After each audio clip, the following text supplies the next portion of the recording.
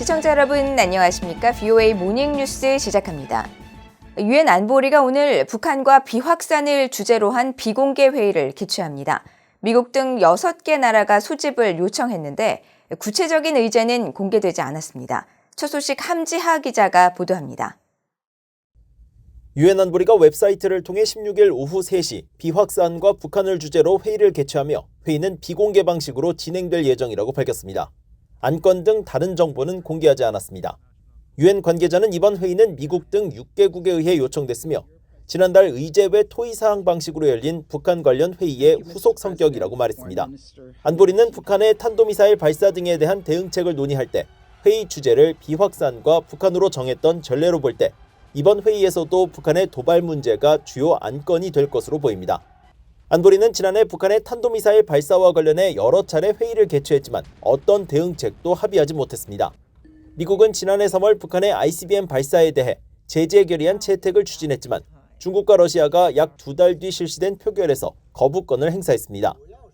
린다 토머스 그린필드 유엔 주재 미국 대사는 지난해 11월 21일 유엔 안보리가 북한의 ICBM 발사 문제 논의를 위해 개최한 공개 회의에서 북한을 규탄하는 의장 성명을 제안하고 이후 의장 성명 초안을 작성해 다른 이사국과 공유했습니다. The United States will be proposing a presidential statement to this end. The Council should be pursuing strong actions, such as a resolution like the one we brought to vote in May. But as a step forward, we are prepared to take our colleagues up on their assertion that they would have considered a PRST following the DPRK's March 24 ICBM launch. 하지만 유엔 주재 미국 대표부는 지난 13일 미국 등 안보리 이사국들이 의장 성명을 여전히 추진 중인지 그렇지 않다면 더 이상 밀어붙이지 않는 것인지 확인해달라는 VOA의 질문에 실무 수준 협상에서 2개 이사국이 관여를 거부해 의장 성명은 추진될 수 없었다고 답했습니다. 이후 의장 성명 채택 무산의 원인으로 지목된 상임이사국 러시아는 관련 사안에 대한 VOA의 질문에 대북 제재와 압박은 비생산적으로 입증된 수단이라며 부정적 입장을 확인했습니다. VOA 뉴스 함지하입니다.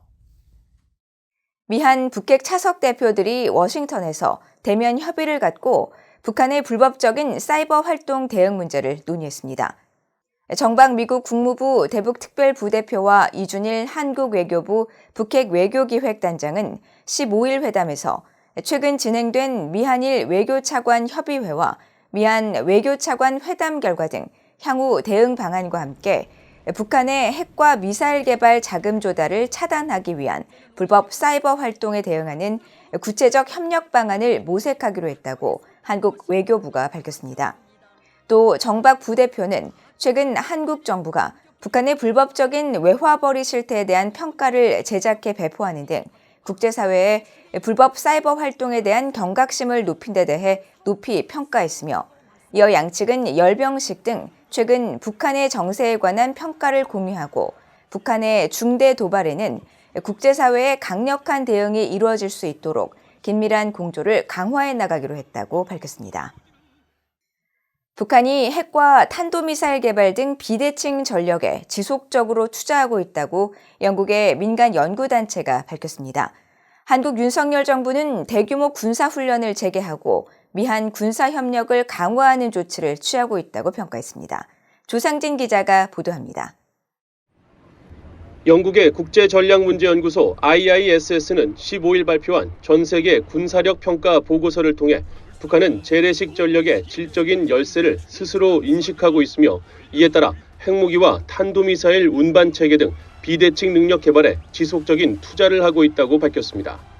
또 단거리 탄도미사일 시스템을 더욱 강화하려는 북한의 야심이 계속되고 있다면서 준탄도미사일과 극초음속 활공체, 지상공격 순항미사일 등이 포함된다고 설명했습니다. 보고서는 그러나 북한의 무기 성능과 자체 개발 역량에는 의구심을 보였습니다. 북한의 재래식 전력은 점점 더 쓸모없는 구식 장비에 의존하고 있으며 구소련과 중국산 장비에 자체 설계와 개선 작업을 하고 있지만 정확한 성능은 확실치 않다는 것입니다. 보고서는 또 북한은 지난해 그 어느 해보다 많은 탄도미사일 시험을 실시했는데 이 같은 북한의 행동은 여전히 비핵화와 일치하지 않는다고 지적했습니다. 아울러 북한이 7차 핵실험을 준비하고 있다는 관측이 계속됐다며 북한이 핵실험을 재개할 수 있다는 우려가 커지면서 북한 핵시설에 대한 정밀 감시가 계속되고 있다고 지적했습니다. 한편 이 보고서는 한국과 관련해 새로 출범한 윤석열 정부가 지난 문재인 정부와는 차별화된 국방 전략을 추진하고 있다고 평가했습니다. 윤석열 정부는 자주적인 국가 군사력 발전을 강조하고 미한 군사협력을 강화해왔으며 북한과의 외교적 논의를 지원하기 위해 지난 정부에서 몇 년 동안 축소됐던 대규모 양자훈련도 다시 재개했다는 것입니다. 또 한국의 국방정책은 여전히 북한에 초점을 맞추고 있으며 북한의 핵과 재래식 위협에 대응하기 위한 새 역량 개발을 계속 우선시하고 있다고 평가했습니다. 보고서는 이어 한국의 윤석열 정부가 첨단 기술과 사이버 안보에 초점을 맞춰 국방정책 전반을 재설계하고 있는 것도 주목했습니다. 또 지난 2019년 문재인 정부에서 폐기됐던 북한 미사일 추적 타격을 위한 킬체인과 북한 탄도미사일과 잠수함 발사 탄도미사일을 요격하기 위한 한국형 미사일 방어, 적 지휘부 시설을 괴멸하는 대량 응징 보복으로 구성된 한국형 삼축 체계도 다시 채택했다고 밝혔습니다. BOA 뉴스 조상진입니다. 북한에 장기간 억류됐다가 2017년 6월 미국으로 송환된 뒤 숨진 대학생 오토 원비어의 어머니가 미국 대선 후보 경선에 나선 공화당의 니키 헤일리 전 유엔 주재 미국 대사를 지지하며 북한 정권을 규탄했습니다. 샌디 원비어 씨는 헤일리 전 대사가 북한 정권에 희생된 아들이 잊히지 않도록 계속 목소리를 내야 한다며 자신에게 힘을 줬다고 소개했습니다. 박동정 기자입니다. 북한 정권에 의해 사망한 미국 대학생 오토 원비어의 어머니 신디 원비어 씨가 15일 사우스캐롤라이나 찰스턴에서 열린 니키 헤일리 전 유엔 주재 미국 대사의 2024년 대선 후보 경선 출정식 연단에 올랐습니다. 신디 원비어 씨는 7년 전까지만 해도 자신은 오하이오주 신시내티에 사는 그저 행복한 엄마였고 전 세계 가장 잔혹한 폭군 중 하나와 싸울 계획은 전혀 없었다고 말했습니다. 그러나 2016년 아들 오토가 여행을 하기 위해 쳐다간 북한에서 끔찍한 북한 정권에 의해 억류됐고 다음에 목숨을 잃게 됐으며 그 일로 자신은 북한에 맞서 싸우고 있다고 역설했습니다.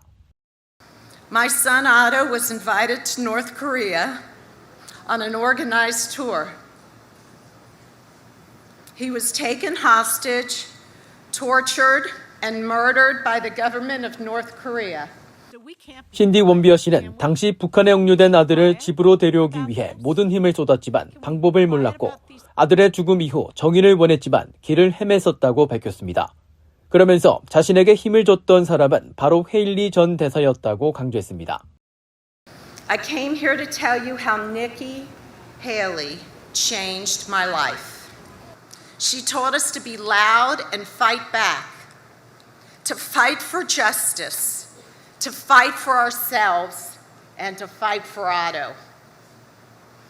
Fred and I made it our personal mission to seek justice for Otto.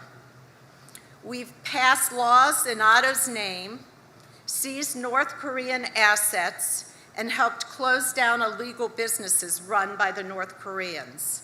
None of this would have been possible.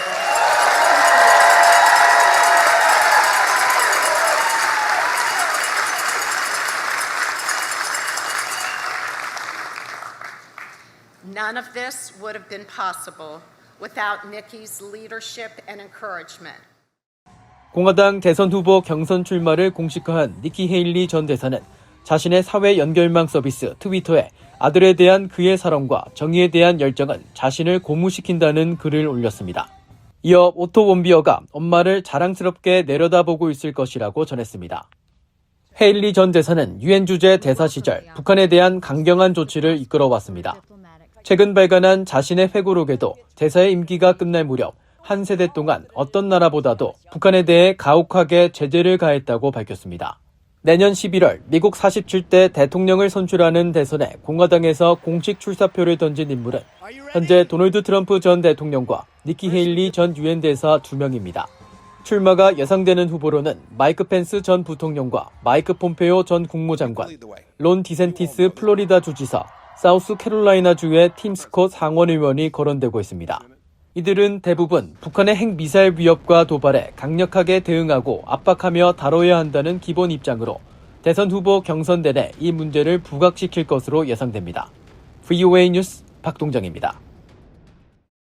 한국 정부가 국방백서에서 6년 만에 북한 정권과 북한군을 적으로 명시했습니다. 한국 국방부가 16일 발간한 2022 국방백서는 북한이 2021년 개정된 노동당 규약 전문을 통해 한반도 전역의 공산주의화를 명시하고 2022년 12월 당 중앙위 전원회의에서 한국을 명백한 적으로 규정했으며 핵을 포기하지 않고 지속적으로 군사적 위협을 가해오고 있기 때문에 그 수행 주체인 북한 정권과 북한군은 한국의 적이라고 밝혔습니다. 국방백서에서 북한 정권과 군을 한국의 적으로 규정한 것은 6년 만으로 김정은 국무위원장의 호칭도 직책을 빼고 김정은으로 표기했으며 기존 북미관계 북미정상회담 표기는 모두 미북관계 미북정상회담으로 바꿨습니다.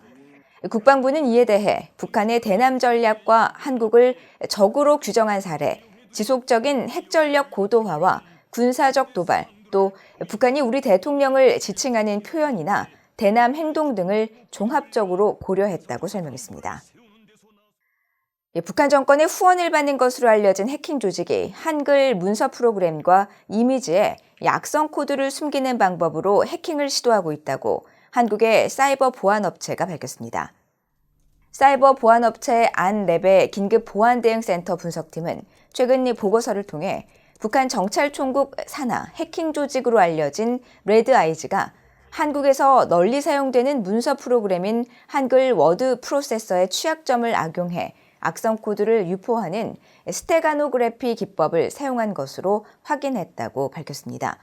스테가노그래피는 다운로드받은 이미지에 추가 악성 코드가 자동으로 컴퓨터나 휴대전화에 설치돼 사용자의 정보를 탈취하는 해킹 기법으로 영상이나 사진에 메시지를 숨기는 방식인데 과거 북한 지령을 받은 한국 간첩 조직이 수사기관의 추적을 피하기 위해 주로 사용해온 것으로 알려졌습니다.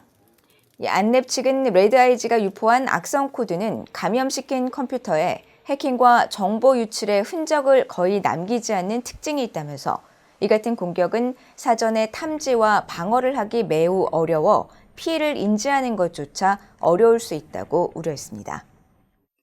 이상으로 VOA 모닝뉴스를 모두 마칩니다. 시청해주신 여러분 고맙습니다.